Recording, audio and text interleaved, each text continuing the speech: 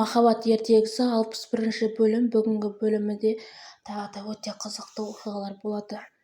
Сәлмесуас Жайланды ақыры өлтіргенде екеуі апатқа ұшырағанда Жайлан өліп қалды.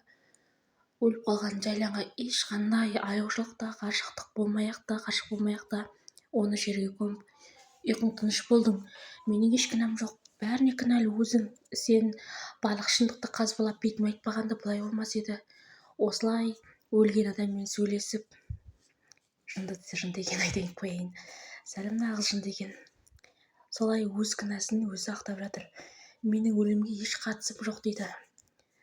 Байғұс Жайлан өзі кінәлі екен өлгеніне. Ал мұнда Куршат қызына сен неге келдің, Махир неге жүрсің дейді.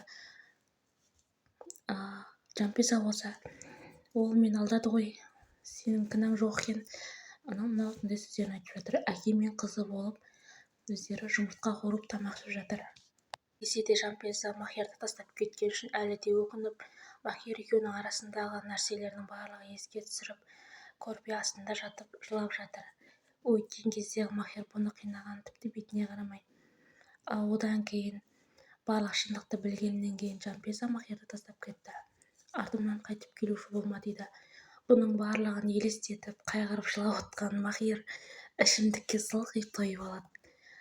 Ал мұнда бөпесінен айырылған жоқ, бөпесі дінаман десе де, больницада жүктілік болса да жатқан қазына қызметші қарап Перман өзі барайын десе бара алмайды. Өйткені бәйбішесі Севданың қасында. Қайғырып жатқан, ұйықтап кеткен, пайдаланған. Одан кейін ішіп алған Махир терезеден ұрланып кіріп, Жанпизаның қасына жатты. Күліп алады, есі кеткен. Шынымен де арақ іше есін білмей қалады екен Махир. Жанпиза, сен жындысымсың, сен мұнда неғып жүрсің, сен мен осы жерге келдім, сенің қасыңа ұйықтаймын, сені сыйықтай алмаймын дейді. Ал мұнда Асеп ханым алғаш рет психологқа барайын отыр, яғни психологтың атын білмейді. Ұрыс жанжал, күйеуіңді қайтадан қайтарып беру деген қандай нәрсе, мен соған жазып қой, бірақ ешкімге айтпа, балалар біліп ұят болып қалмасын дейді. Шалмен қосылғысы келіп жүр. Таңертең тұрған Махир шошып кетті. Мен қайдан өзі? Мен не істеп жатырмын бұл кездерде? Мен Жанпизаға келмеуім керек еді де. Мен қалайша келіп қойдым дейді. Ал мұнда Севданың жаңа ғана кішкентай ғана сәбиінің дүрсілі естіледі, яғни 8 апта болған екен. УЗИда жатқан Севда алғаш рет бөпесінің жүрек дүрсілін естіп өте бақытты. Тіпті бақытты болған соншалық Перманда көз жасына ерік беріп тұр. Амалсыз шыдап тұр. Өйткені бұның апеткүлі де бар. Ол есіне осы Эфсана түседі. Эфсананың ішіндегі жүрек дүрсілі. Барлығын есіне алып жылап алып тұр. Екі әйелі де көңілдесі де бәйбішесі де жүкті. Қайсысына боларын білмейді. Байғұс Перман. Содан кейін ол қоңырау шалады. Қоңырау шалған кезде Эфсананың кетіп қалғанын айтады. Қайда кетіп қалғанын тіпті білмейді. Телефонында өшіріп қойғанын айтады қызметшілер. Ай, Асеп, Эфсана, енді не істеймін деп ашуланып жатыр. Эфсана болса өзі осындай ауданда өмірге келген екен. Өте кедей ауданда өмірге келіп, және сол жерге тұруға қайтадан келеді. Бірақ әпкесі кіргізбейді. Сен кет, ішіндегі балаңмен қоса құры. Баланы кімнен көтерсең, соның үйіне бар. Маған сен сияқты албастылар керек емес дейді.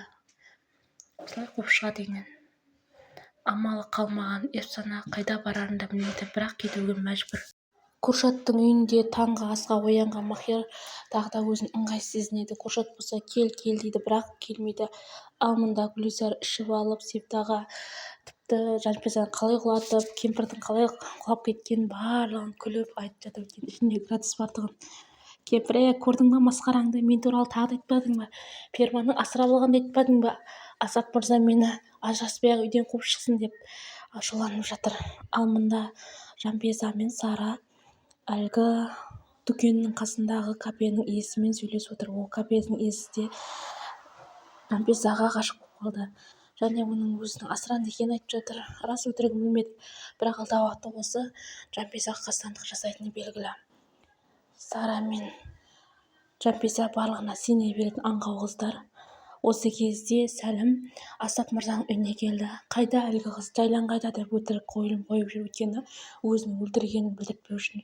«Ол менің ақшамды ұрлап қашып кетті. Бір сумка ақшамды алып қашып кетті. Сенбесең міне менде видео дәлелдері бар» дейді. Осы кезде Перман ашуын кімнен аларын білмей құтырған бұқа құсап, «Кет, сенде біздің үйде нең бар?» деп қуып шығады. Өзінше еркек қой енді. Солай ашуын Перман осылай шығарып жатыр. Ал мұнда екі құрбы Махирді жақсы көретін қыз үйленбейтін болған екен. Алдында ғана құда түсіп ұзатылам деп жатқан, бірақ ондай болмайды екен. Ендігі мәселесі бұл кафенің иесімен таныс екен. Осылайша Махирдің әйелі қасында екенін біліп, енді тағы да жаңа жоспар құруды ниет етті. Өйткені ойлары өте жаман. Келесі бөлімде қызықты видео кадрларды жіберген жалғасы бар.